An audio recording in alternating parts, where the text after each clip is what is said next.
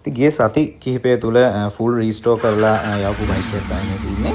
ඉතින් මේ බයික් එකේ කාබ්බරේටර් ටියුන් අප් එක අපි කාලයකට කලින් සිදු කරලා තිබ්බේ. ඉතින් කාබ් එක මේකේ හොනට් එකක් වුණාට CBR ගල්ලාම් එකේ කාබ් එකකින් තමයි මේ බයික් එක දාවන වෙලා තිබ්බේ. කියන්නේ මේක එන්ජින් රිපෙයාර් උත් යම්කිසි තැනකින් කරලා තියෙනවා. යම්කිසි තැනකින් කරලා සාර්ථක නැතුව තමයි නමුත් දුම දාන තත්ත්වෙන් තමයි කස්ටමර් කාලයක් තිස්සේ පැද්දේ. ඉතින් අපි ගාවට ආවේ ටියුන් අප් එක විතරයි අපි එතකොට කරලා තිබ්බේ. ඉතින් කස්ටමර් ගාණක් එකතු කරගෙන සෑහෙන දුම දාන තත්ත්වෙන් තමයි බයික් එක ධාවනය වුණේ. ඉතින් ඒ තත්ත්වෙන් එන්ජින් කාබ් එක රිපෙයාර් කරලා ගල්ලාම් කාබ් එක ටියුන් අප් කරලා කස්ටමර් කාලයක් පැද්දා. ඉතින් ඇදලා ගාණක් එකතු කරලා මේ පාර සම්පූර්ණම බයික් එක රිස්ටෝර් එකක් කරනවා. පේන්ට් එකේ ටයර් එකේ ඉඳලා එන්ජින් එකේ ඉඳලා මීටර් එකේ ඉඳලා වයර් හනස් ඉඳලා බ්‍රේක් සිස්ටම් එකේ ඉඳලා රිස්ටෝර් එකක් කරනවා. ඉතින් කස්ටමර් කැමැත්ත පරිදි බ්‍රේක් ලිවර් එකේ ඉඳලා කස්ටමර් දාන්නේ කියලා කිව්වා. ඒවා කියන්නේ භාවිතයට ගන්න පුළුවන් තත්ත්වයේ තිබ්බේවත් අයින් කරලා දාන්නේ කියලා කිව්වා කස්ටමර් කැමැත්ත පරිදි. ඉතින් බ්‍රේක් සිස්ටම් එකේ ඉඳලා රිපෙයාර් කරලා තමයි බයික් එක හැදුවේ. ඉතින් මොනෝ ෂොක් එකේ ඉඳලා මොනෝ ෂොක් එකේම කස්ටමර් රිපෙයාර් කරගෙන ආවා. ඉතින් රිපෙයාර් කරගෙන ඇවිල්ලා ඒ වල රේසර් ගහලා, රෝද රේසර් ගහලා, ස්විං ආම් රේසර් ගහලා හැමදේම කරලා තමයි බයික් එක රීස්ටෝර් කරලා තින්නේ. ඉතින් වෝටර් පම්ප් එක දිරලා තිබ්බේ. වෝටර් පම්ප් එකේ තත්ත්වය ඊටාම දුර්වල තත්ත්වයේ තිබ්බේ. කියන හවුසින් පවා දිරලා තිබ්බේ. ඒකින්ද වෝටර් පම්ප් එක අපි බ්‍රෑන්ඩ් නිව් තමයි යූස් කරේ.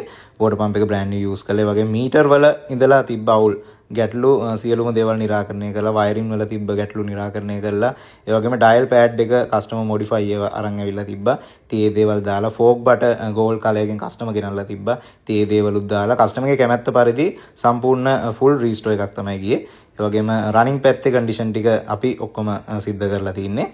ඉග්නිෂන් කොයිල් එකේ වයර් එකේ ඉඳලා සුද්ධ කරලා තමයි මේ පාර දාලා තින්නේ.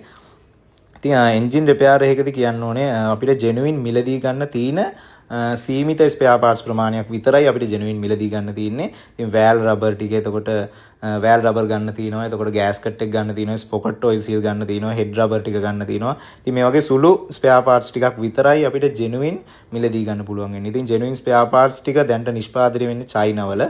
ඉතින් අපිට ෆිලර් නෙක් එක පවා ජෙනුයින් විතරයි දැන්ට යූස් කරන්න පුළුවන්. චයිනා යූස් කරන්න පුළුවන් පාර්ට් එකක් නැහැ. ඉතින් අපිට ජෙනුයින් දාන්න වෙන දේවලුත් තියෙනවා. ඒතකොට රීකන්ඩිෂන් දාන්න වෙන දේවලුත් තියෙනවා. ඒ වගේම තමයි චයිනා දාන්න වෙන දේවලුත් තියෙනවා. ඉතින් ලංකාවේ මම දැනුවත්ව හොනට් රිපෙයාර් කරන එක තැනක්වත් නැහැ ජෙනුයින් විතරක් දාලා හදන තැන්. ඉතින් ඕන තරම් ජෙනුයින් දානවා කියන අය චයිනීස් ස්ටාර්ටර් මෝටර් එතකොට සාමාන්‍ය සමහර බයික් තියෙනවා කියන්නේ ස්ටාර්ටර් මෝටරේ බ්‍රෂ් ගහන්න තියෙන එකට චයිනීස් මෝටරේ දාලා යපු ඒවා. ඉතින් අපේ වීඩියෝ වල ඕන තරම් ඇති. ඒ වුණාට සෝෂල් මීඩියා වලදී කියන්නේ ජෙනුයින් විතරයි අපි දාන්නේ කියලා. ඒ වගේම ජෙනුයින් හෙඩ් රබර් එක පෙන්නලා අපි දාන හෙඩ් රබර් එකම දාලා එවලා තිනවා කස්ටමර්ලට. ඉතින් අපි චයිනා වෝටර් පම්ප් එක රුපියල් 19000ක් 20000කට වගේ අලෙවි කරන්නේ. ඉතින් ඒ වගේ දෙගුණයකට චයිනීස් වෝටර් පම්ප් එක අලෙවි කරන අවස්ථා තියෙනවා. ඉතින් මේ දේවල් වල ප්‍රූෆ් අපි ගාව තියෙනවා. මම ඕන තරම් වීඩියෝස් වල දාලා ඇති. මේ ළඟදිත් ලක්ෂ 4යි ගානක බයික් එකක් රිපෙයාර් කරපු එකක් දාලා ඇති. ඉතින් සම්පූර්ණ ලේබර් charge එක විතරක් 1,20,000කට වැඩි ප්‍රමාණයක් අරන් තියෙනවා. ඉතින් හිතා ගන්න බැරි විදිහට ලේබර් charge එකකුත් අරගෙන ජෙනුයින් බඩු දානවා කියලා සමහර ඒවා සම්පූර්ණ චයිනා ස්පෙයා පාර්ට්ස් තමයි දාලා තිබ්බේ. රිපෙයාර් එකක් කරද්දී අනිවාර්යයෙන්ම අපි දාන ස්පෙයා පාර්ට්ස් එක මොකක්ද කියලා ඔයගොල්ලන්ට කියනවා. චයිනා එක දානවා නම් චයිනා කියලා කියනවා. ඒ වගේම තමයි ජෙනුයින් දානවා නම් ජෙනුයින් කියලා කියනවා. රීකන්ඩිෂන් දානවා නම් රීකන්ඩිෂන් කියලා කියනවා. ඉතින් හැම පාර්ට් එකක්ම කියලා ඔයගොල්ලන්ට තත්ත්වේ පැහැදිලි කරලා දීලා තමයි දාන්නේ. ඒ වගේම තමයි හයි ක්වොලිටි ස්පෙයා පාර්ට්ස් තමයි අපි දාන්නේ. ඉතින් චයිනීස් බෙයාරින් තියෙනවා යූස් කරන්න බැරි ඒවා. ඒ දේවල් කවදාකවත් අපි දාන්නේ නැහැ. ඒ වගේම HL බ්‍රෑන්ඩ් එකෙන් තමයි බෙයාරින් යූස් කරොත් අපි යූස් කරන්නේ. ඒ වගේම දැන් අපිට අලුතෙන් බෙයාරින් එකක් ඇවිල්ලා තිනවා. මෙච්චර කල් ලංකාවේ තිබිච්ච නැති බෙයාරින් එකක්. ඉතින් ඔයගොල්ලෝ උදාහරණයක් විදිහට ගත්තොත් මේ බයික් එකේ ජෙනුයින් බෙයාරින් එකක්වත් අපිට මිලදී ගන්න නැහැ. ජෙනුයින් අඩුම ගානේ ඩයෆ්‍රම් එකක්වත් මේ බයික් එකට මිලදී ගන්න නැහැ. ඒතර අපිට අනිවාර්යෙන් ජෙනුයින් යූස් කරන්න වෙන දේවල් තියෙනවා.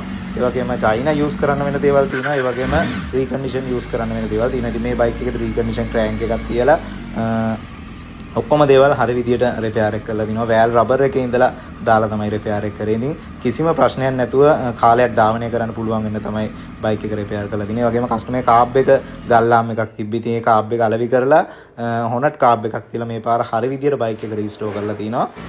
මේවත් එන්ජින් රිපෙයාර් කරලා ආපු බයික්. එන්ජින් රිපෙයාර් එකේදී සෑහෙන ස්පෙයා පාර්ට්ස් ප්‍රමාණයක් මේකේ දාන්න ඕන. ඒ කියන්නේ රීකන්ඩිෂන් සෑහෙන ප්‍රමාණයක් දානවා. මොකද හෙඩ් එකේ තිබ්බ ඇන පවා සමහරලාට ඇඳම් පතු වලට දාන ඇන දාලා තමයි හෙඩ් එක රිපෙයාර් කරලා තිබ්බේ. ඉතින් හරි විදිහට මේ පාර රීස්ටෝර් එකක් කරලා දිනවා බයික් එකේ. ඒ වගේම කස්ටමර්ත් වීඩියෝ එකක් දාලා තිබ්බා.